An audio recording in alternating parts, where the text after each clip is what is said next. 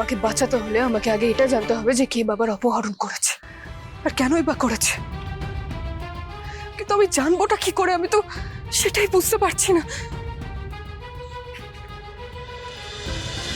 ইন্দ্রাণী জানে না যে ওর ছেলে অন্য কাউকে ভালোবাসে, তাই ও শ্রীতমার সঙ্গে বিয়ে ঠিক করেছে। কিন্তু আমি তো 3টে জীবন এইভাবে নষ্ট হতে দেব না। কারোর জীবন নষ্ট হচ্ছে না দাদা, কারোর জীবন নষ্ট হচ্ছে না। আমার গোটা পরিবার আয়ুষের এই বিয়েতে মত দিয়েছে, আয়ুষ নিজেও দিয়েছে। আয়ুষের ভালো চায় সবাই, সেই জন্যই মত দিয়েছে। আর তাই আয়ুষের সঙ্গে শ্রীতমার বিয়ে হবে।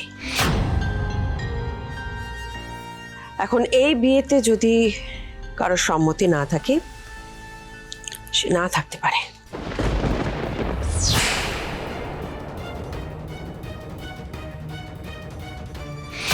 ইন্দ্রাণী, রাগের মাথায় কাকে কি বলছো তুমি? বলতে দে রাজ, মানুষ মাত্রই তো ভুল করে। আজ ইন্দ্রাণী ভুল করছে।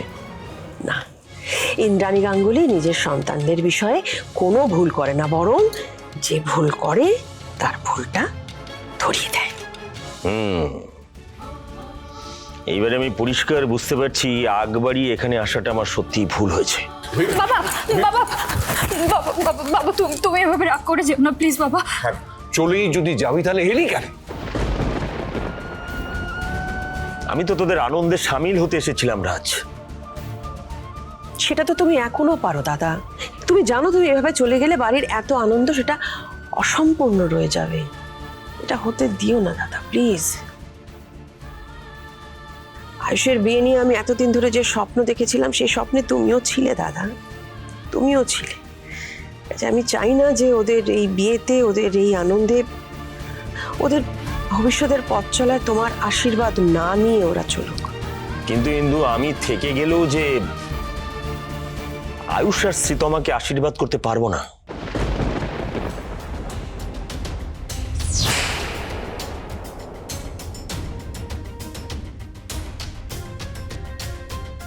পারবো না, কারণ এই বিয়েটা ভুল।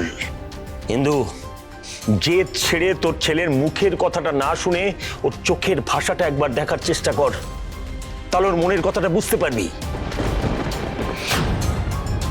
না হলে ওর জীবনটা নষ্ট হয়ে যাবে ইন্দু।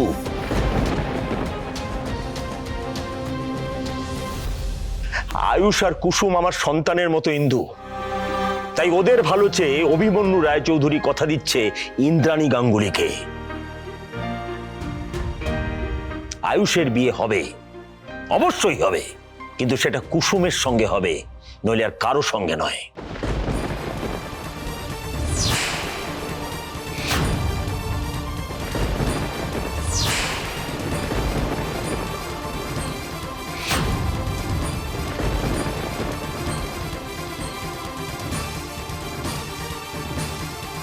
আয়ুষ, শাক দিয়ে মাছ ঢাকার দিন কিন্তু শেষ।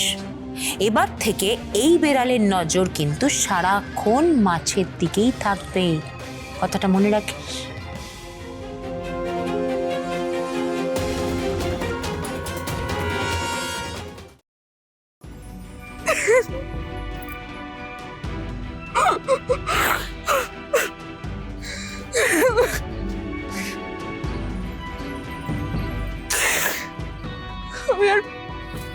আমি আর কত অন্যায় করবো ঠাকুর?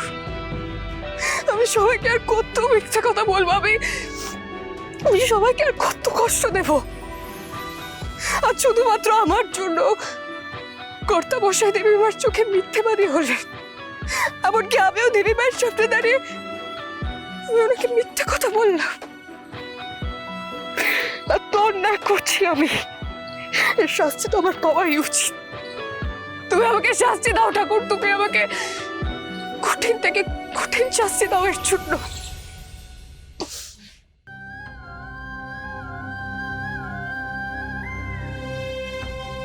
আমি জানি আমি ক্ষমার যোগ্য নই, তাও পারলে আমায় ক্ষমা করে দেবেন কর্তা বসে। আজ আমার উপরে ভরসা রেখে আপনি দেবী মায়ের সামনে সব কথা বললেন, কিন্তু আপনার ভরসার আমি মান রাখতে পারলাম না।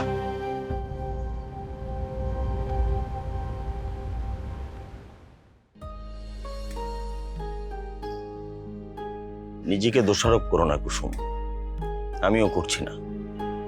জানো কুসুম, তোমাকে যখন প্রথমবার গ্রামে আমার বাড়িতে দেখেছিলাম, সেই দিন তোমার সততা, নিষ্ঠা আর দৃঢ়তা দেখে আমি মুগ্ধ হয়েছিলাম। আমি মনে মনে ভেবেছিলাম যে আমার দুটো মেয়ে হলো না কেন। আমি জানি তুমি কতটা সৎ, কতটা বুদ্ধিমতী, তাই তোমার উপরে আমার কোনো ক্ষোভ নেই। আর তোমাকে ভালোবাসার জন্য আয়ুষের উপরে তো একেবারেই নয়। তোমার মতো মেয়েকে আয়ুষ পছন্দ করার জন্য আমি গর্বিত কুসুম, আমি সত্যি আনন্দিত।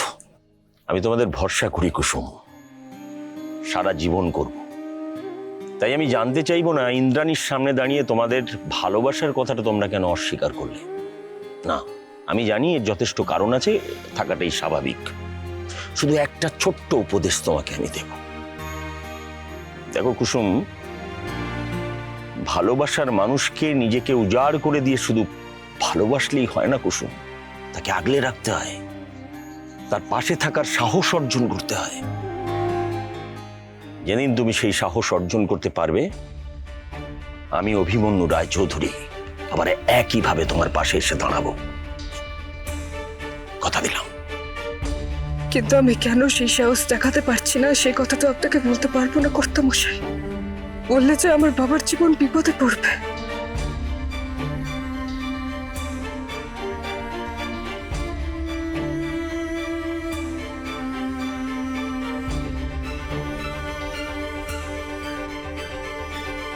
বাবাকে বাঁচাতে হলে আমাকে আগে এটা জানতে হবে যে কে বাবার অপহরণ করেছে আর কেনই বা করেছে। কিন্তু আমি জানবোটা কি করে, আমি তো সেটাই বুঝতে পারছি না।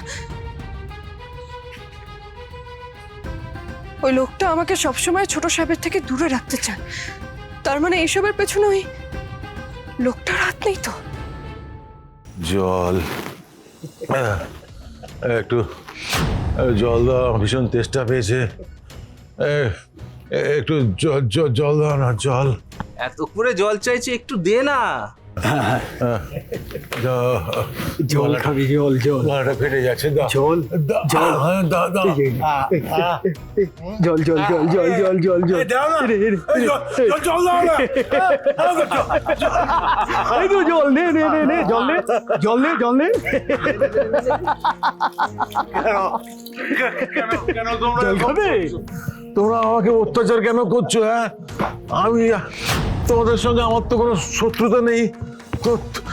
তোমরা কারা তোমরা? হ্যাঁ, তোমরা কেন আমাকে এখানে এখানে নিয়ে এসছো? কেন নিয়ে এসছো আমাকে? এসব উত্তর আমি দিচ্ছি শঙ্কর বাবু।